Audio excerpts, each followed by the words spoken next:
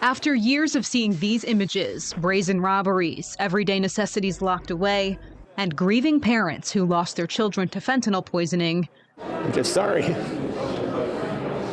because more people are going to die. California voters will decide if the consequences for those crimes should be harsher through Prop 36. Politicians from both sides of the aisle.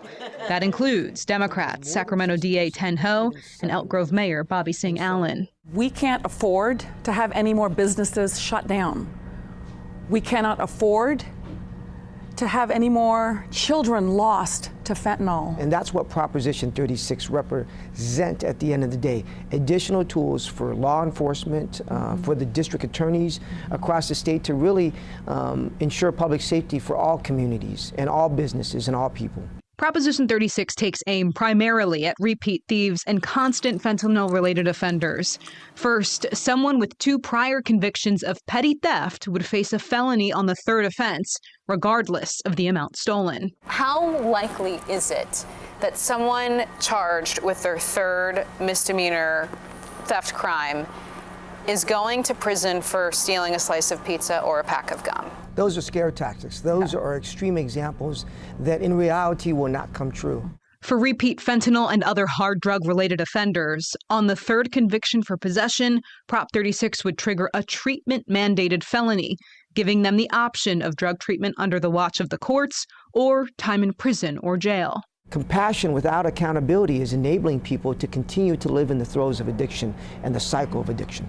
But opponents of the measure have been warning for months this will return California back to its days of mass incarceration and the war on drugs 2.0. Want to reverse us back to those days where they could lock up as many black and brown people as possible. But I can tell you, as someone who has lived most of their life feeling unsafe and unprotected by the systems who are supposed to uphold that relying on incarceration will not get us the outcome that we want.